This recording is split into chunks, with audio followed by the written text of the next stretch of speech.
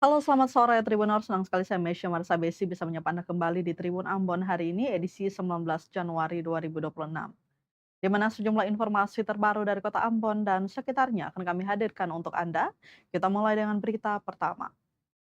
2 hektar hutan di negeri Haria Maluku Tengah terbakar, tak ada korban jiwa. Kebakaran hebat terjadi di kawasan hutan Tanjung Sombayang, Desa Haria Barat, Kecamatan Saparua, Kabupaten Maluku Tengah, Maluku pada Minggu 18 Januari 2026. Menurut informasi yang diterima, laporan kepolisian sektor Polsek Saparua, kebakaran terjadi sekitar pukul 7 malam. Awalnya ada 2 titik api, yakni belakang gazebo dan Tugu Salib, dan kemudian merembet. Tak berapa lama setelah kejadian, warga menuju lokasi kebakaran untuk memadamkan kobaran api. Jarak ke titik kebakaran cukup jauh dan juga cukup sulit. Alhasil warga baru tiba di lokasi sekira pukul setengah 9 malam. Setibanya warga secara swadaya dan berbekal alat seadanya berusaha memadamkan api. Alhasil sekira pukul hampir jam 11 malam, api berhasil dipadamkan. Menurut Kapolsek Saparua AKP Semi Jelemena, tidak ada korban jiwa dalam kejadian itu, namun lahan yang terdampak mencapai 2 hektar.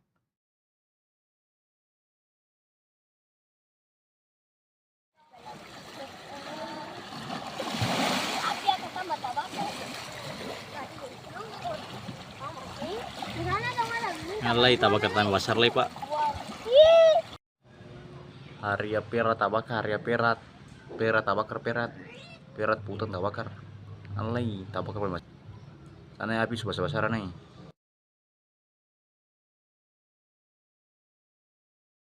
3 hari diperbaiki, Tribuners Jalan Syarana Mual di KTKT Ambon kembali rusak. Baru 3 hari diperbaiki oleh Balai Jalan Nasional atau BPJN Provinsi Maluku, ruas Jalan Syarana Mual di KTKT Desa Hunut, Kecamatan Teluk Ambon, Kota Ambon kembali mengalami kerusakan Sabtu 17 Januari 2026.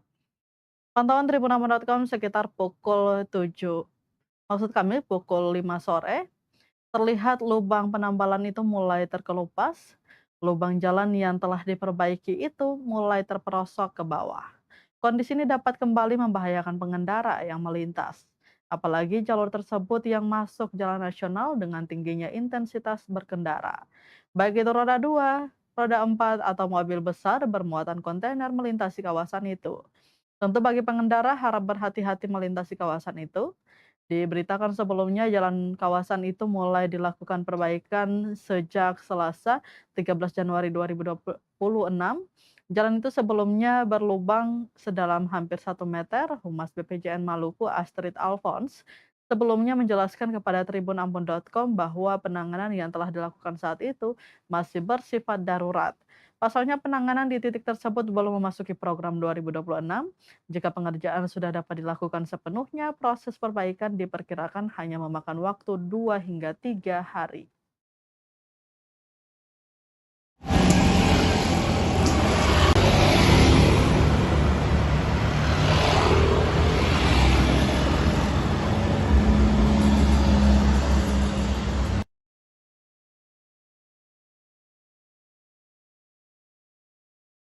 Berita selanjutnya, Tribuners, karyawan stasiun TV di Ambon diserang brutal usai pulang kerja. Nasib nahas menimpa seorang karyawan stasiun televisi swasta di Ambon. Abdul Aziz, 39 tahun, menjadi korban pengeroyokan brutal oleh sekelompok pemuda saat dalam perjalanan pulang kerja Jumat 9 Januari 2026 malam. Peristiwa itu terjadi di perempatan Gereja Fajar Hidup Gereja Negeri Rumah Tiga, Kecamatan Teluk Ambon. Akibat serangan tersebut, korban mengalami luka robek di bagian kepala dan harus dilarikan ke rumah sakit. Insiden bermula sekitar pukul setengah 12 malam. Saat itu Abdul Aziz baru pulang dari tempat kerjanya di kawasan Wayame menuju rumahnya di Dusun Taeno Atas. Ia berkendara menggunakan sepeda motor beriringan dengan adiknya yang juga mengendarai motor sendiri. Saat melintas di lorong BPJS Kesehatan dan hampir tiba di perempatan Gereja Fajar Hidup, laju motor Abdul Aziz tiba-tiba terhenti. Jalanan di depannya dipenuhi sekelompok pemuda yang sedang terlibat cekcok. Dalam kondisi panik, Aziz melihat adiknya berlari ke arah perempatan gereja, namun nahas sang adik terjatuh di lorong samping gereja dan tak berdaya. Bukannya berhenti, pria tersebut justru pergi dan kembali bersama sekitar 6 orang rekannya. Mereka datang sambil membawa batu dan langsung menyerang Aziz serta adiknya tanpa ampun. Situasi mencekam itu baru berakhir setelah anggota kepolisian tiba di lokasi dan membubarkan massa. Korban kemudian dievakuasi ke RSUP Dr. Jeleimina Ambon untuk mendapatkan perawatan medis. Abdul Aziz mengaku telah melaporkan kejadian tersebut ke Mapolsek Teluk Ambon sejak Sabtu 10 Januari 2026. Ia berharap aparat penegak hukum dapat bertindak cepat dan adil. Kapolsek Teluk Ambon Ibtu M. Maulana Diki membenarkan bahwa Abdul Aziz merupakan korban salah sasaran dalam insiden bentrokan antar pemuda tersebut. Menurut Kapolsek, bentrokan melibatkan dua kelompok pemuda dan berlangsung secara spontan. Akibat kejadian tersebut, sejumlah orang mengalami luka-luka dan harus mendapatkan perawatan medis. Abdul Aziz sendiri diketahui menjadi korban pengeroyokan saat sedang dalam perjalanan pulang kerja. Ia diserang ketika melintas di lokasi bentrokan dan mengalami luka, sehingga harus mendapatkan penanganan medis. Itu Diki menambahkan pihak kepolisian saat ini masih melakukan penyelidikan untuk mengidentifikasi para pelaku yang terlibat dalam aksi kekerasan tersebut. Dalam kesempatan itu, Kapolsek Teluk Ambon juga mengimbau masyarakat agar tidak mengkonsumsi minuman keras di ruang publik, serta menghindari tindakan anarkis yang dapat membahayakan orang lain, khususnya warga yang sedang beraktivitas maupun pulang kerja.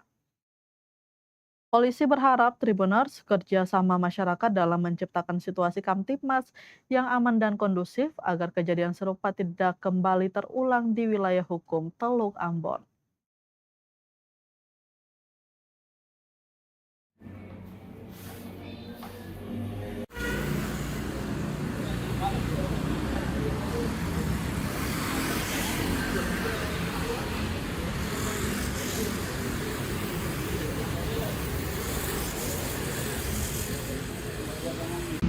Hari kejadian sampai sekarang ini sudah kurang lebih 1 minggu. Sekarang kita datang di polsek ini untuk coba cek keadaan, tapi belum ada pelaku yang ditangkap. Makanya kita berharap dari pihak Kapolsek Teluk Ambon dapat menangkap pelaku secepatnya. Jadi untuk perkara yang ada di Wailena, sementara ini yang kita dapat itu adalah korban Abdul Aziz bukan bagian dari kelompok yang cekcok. Kemudian juga dia menjadi korban yang melintas di lokasi kejadian. Ya, untuk sampai saat ini masih kita laksanakan penyelidikan ya terkait dalam hal itu. Apabila memang ada titik terang dan titik temu, segera kita dalami kembali seperti itu. Menghimbau kepada masyarakat tetap menjaga keamanan yang kondusif ya. Kemudian apabila memang ada kejadian segera laporkan ke kami biar kami turun lapangan dan langsung menyelesaikan permasalahannya.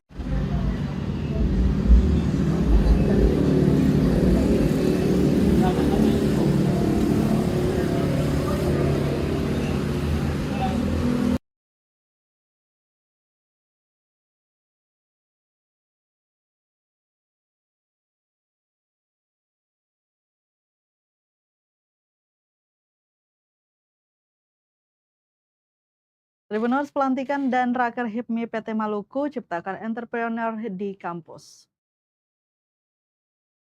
Badan Koordinasi Daerah atau Bakorda Himpunan Pengusaha Muda Indonesia atau HIPMI, Perguruan Tinggi PT Maluku, rapat kerja dan pelantikan masa bakti 2026-2028. Kegiatan ini berlangsung di Gedung Kristiani Center, Kelurahan Wainito, Kecamatan Nusaniwe, Kota Ambon, Maluku, Sabtu 17 Januari 2026. Kegiatan ini mengusung tema Matahari Timur, Mata Hati Indonesia. Pelantikan dan rapat kerja ini melibatkan mahasiswa dari berbagai perguruan tinggi di Maluku dengan tujuan untuk menjadi agen-agen pengusaha muda yang berkembang di lingkungan kampus hingga dunia kerja. Pantauan tribunambon.com terlihat ratusan mahasiswa yang tergabung dalam Bakorda HIPMI PT Maluku memakai jaket sama berwarna putih. Mereka kemudian naik ke podium setelah dibacakan surat keputusan atau SK pelantikan oleh Ketua Bidang OKK BPD HIPMI Maluku M. Gadri Atamimi. Berikut unsur pimpinan Umum Bakorda HIPMI PT Maluku. Ketua Umum Fajar Bisri Sangaji, Sekretaris Umum Hasanuddin Salampesi, Bendahara Umum Cindy Claudia Herwawan. Para peserta berjalan ke panggung setelah dibacakan nama dari anggota hingga ketua bidang. Usai pembacaan SK, para pengurus dilantik secara resmi oleh Ketua Umum BPD HIPMI Maluku, Muhammad Reza Moni. Ditandai dengan pembacaan janji pengurus dan diikuti peserta pelantikan. Sebagai wujud nyata, pernyataan sikap menjadi pengusaha sukses dan berkembang. Ketua Umum Bakoda HIPMI PT Maluku terima kasihnya kepada berbagai pihak yang telah memberikan tanggung jawab tersebut. Dirinya berharap HIPMI PT Maluku terus maju dan menciptakan pengusaha-pengusaha muda yang berkembang di tengah tantangan saat ini. Hal yang sama juga disampaikan oleh Ketua Umum BPD HIPMI Maluku Muhammad Reza Moni yang menyatakan terus mendukung potensi-potensi dari generasi muda HIPMI PT Maluku dengan berbagai agenda-agenda pelatihan yang akan disiapkan oleh BPBD HIPMI Maluku untuk menciptakan sosok entrepreneur di lingkungan kampus. Turut hadir dalam kegiatan ini Sekretaris Daerah Maluku Sarlili, Asisten 2 Bidang Ekonomi Kota Ambon Rustam Simanjuntak, Ketua Umum Bakorpus HIPMI PT Muhammad Amar Davin, Ketua Umum BPD HIPMI Maluku Muhammad Reza Moni, perwakilan TNI dan Polri, serta pengusaha muda lainnya. Tahun 2026 yang akan dilaksanakan, yang telah dilaksanakan di Christian Center Ambon dalam keadaan sehat dan penuh semangat kebersamaan.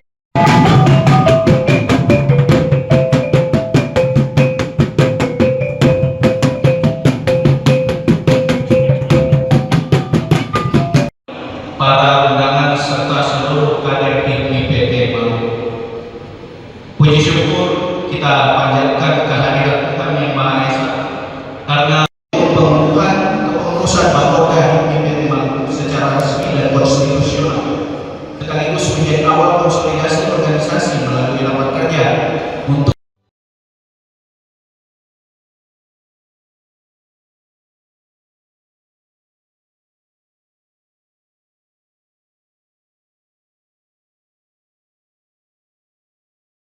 Tribuners, akses utama warga Kampung Banda Desa Suli rusak parah, warga minta perhatian pemerintah. Kondisi jalan rusak di Kampung Banda Desa Suli Kecamatan Salahutu Kabupaten Maluku Tengah kian memprihatinkan. Jalan utama yang menjadi akses mobilitas sosial masyarakat setempat itu kini dikeluhkan warga karena belum mendapat penanganan yang layak. Pantauan tribunambon.com Minggu 18 Januari 2026, permukaan jalan terlihat dipenuhi kerikil yang sudah terlepas. Selain itu, sejumlah lubang berdiameter sekitar 10 hingga 15 cm tampak di sepanjang badan jalan. Jalan rusak dengan total panjang sekitar 740 meter tersebut diketahui hanya diperbaiki sekitar 10 meter. Kondisi ini menyebabkan debu berterbangan yang dinilai berisiko mengganggu kesehatan warga serta menghambat jarak pandang pengendara. Mirisnya keluhan masyarakat terkait kerusakan jalan ini disebut telah disampaikan kepada pemerintah desa, namun hingga kini belum ada penanganan pasti yang dilakukan. Salah seorang warga, Selvi Lodarmase, saat diwawancarai tribunambon.com mengaku sangat menyayangkan kondisi jalan tersebut. Ia menuturkan kerusakan jalan dapat berdampak langsung pada kendaraan yang melintas. Selain merusak kendaraan, debu yang berterbangan juga dinilai mengganggu kesehatan warga dan keselamatan pengendara. Selvi mengungkapkan sebelumnya masyarakat sempat melakukan perbaikan secara swadaya dengan menggunakan semen dan pasir, namun perbaikan tersebut hanya bertahan sekitar 1 tahun sebelum kembali rusak. Ia berharap pemerintah memberikan perhatian serius terhadap kondisi jalan tersebut, mengingat jalan itu merupakan akses utama aktivitas masyarakat.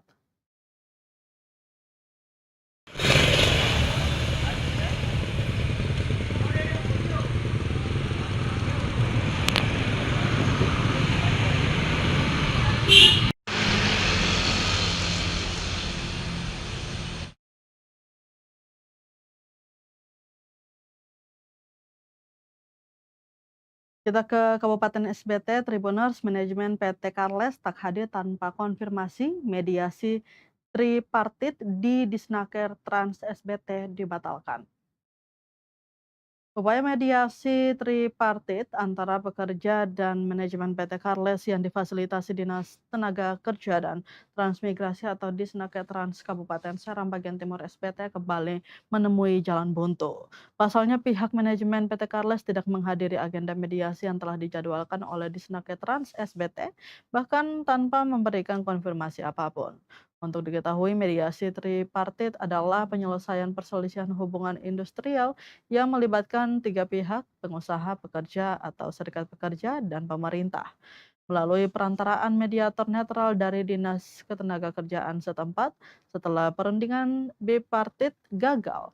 Untuk mencapai kesepakatan damai secara tertulis atau mediator mengeluarkan anjuran yang bisa dilanjutkan ke pengadilan hubungan industrial jika tidak disepakati. Dengan tidak hadirnya pihak perusahaan, Disnakertrans SBT pun memutuskan membatalkan agenda mediasi yang seharusnya digelar hari itu.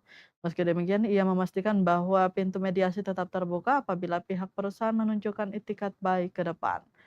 Pembatalan mediasi ini menambah panjang daftar kekecewaan para pekerja PT Karles yang sebelumnya telah menyampaikan keluhan terkait perselisihan hubungan industrial dan hak-hak ketenagakerjaan yang belum terpenuhi. Para pekerja berharap pemerintah daerah khususnya di Disnakertrans SBT dapat bertindak lebih tegas agar persoalan yang mereka hadapi tidak terus berlarut-larut dan segera menemukan kejelasan.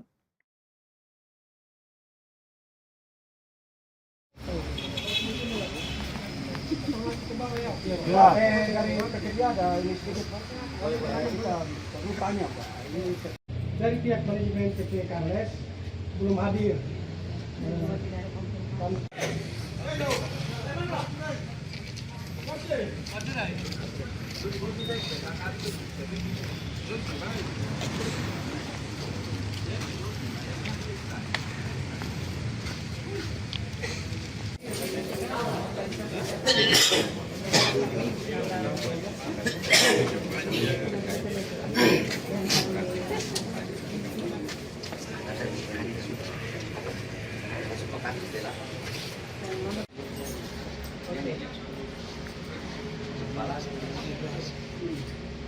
Baik, assalamualaikum warahmatullahi wabarakatuh.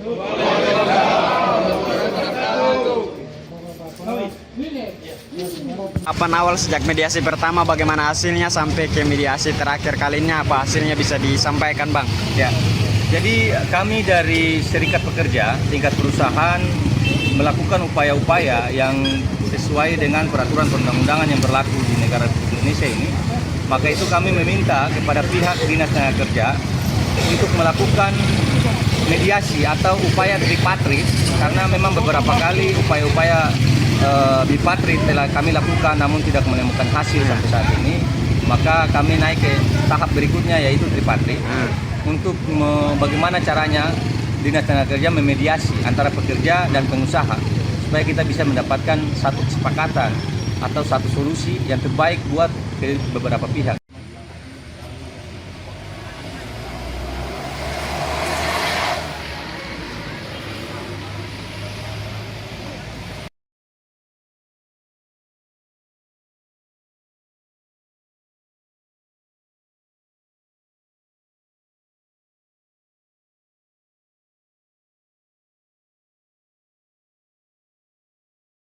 Kita ke berita terakhir, Tribuners, deklarasi damai sinergis cegah konflik sosial demi Borsel yang harmonis. Sejumlah OKP Cipayung bersama Ormas pemerintah daerah dan Polres Buru Selatan atau Borsel menggelar deklarasi damai di Pantai Wisata Tanjung, Merpati, Desa Waifusi, Kecamatan Amrole, Sabtu 17 Januari 2026. Melalui deklarasi damai ini, mereka bersepakat menciptakan kondisi keamanan dan ketertiban masyarakat atau Kamtibmas yang aman dan damai di Kabupaten Borsel. Kegiatan yang diperkarsai Badan Intelijen Negara Daerah atau Bina Maluku dengan mengusung tema sinergi mencegah konflik sosial demi Buru Selatan yang harmonis itu dihadiri Wakil Bupati Gerson Eliezer Selsili, Wakil Ketua 1 DPRD Ahmadan Loilatu, Wakapolres Kompol Syarifuddin, PLT Sekretaris Daerah Hadi Longa, serta dan Rami Leksula, Wakil Bupati mengatakan ngopi bukan sekedar minum kopi bersama semata, namun menjadi ruang dialog, ruang silaturahmi, dan ruang menyatukan persepsi antara pemerintah daerah, aparat keamanan, dan seluruh elemen masyarakat di Kabupaten Buru Selatan. Oleh karena itu, upaya pencegahan konflik sosial harus dilakukan secara bersama-sama melalui sinergitas, komunikasi, dan saling pengertian antar seluruh komponen masyarakat. Kegiatan ngopi bareng ini bertujuan mempererat hubungan antara TNI Polri, pemerintah daerah, dan masyarakat di Kabupaten Buru Selatan. Sekaligus menegaskan kembali nilai hidup orang Basudara sebagai kearifan lokal masyarakat Maluku dalam menjaga persatuan dan kesatuan. Sebagai wujud komitmen menjaga Kamtimas aman dan damai di Kabupaten Buru Selatan, peserta dialog kemudian bersama Forkopimda juga turut membubuhkan tanda tangan deklarasi damai. Adapun yang diselenggarakan kegiatan itu yakni organisasi Floba Morata Kabupaten Buru Selatan, Pemuda Muslim Labuang atau Pemula, Semi Cabang Buru Selatan, dan PMII Cabang Buru Selatan yang diinisiasi oleh BIN Daerah Maluku dan didukung oleh Pemda Bursel serta seluruh OKP dan Ormas atau paguyuban di Kabupaten Buru Selatan termasuk tokoh lintas agama.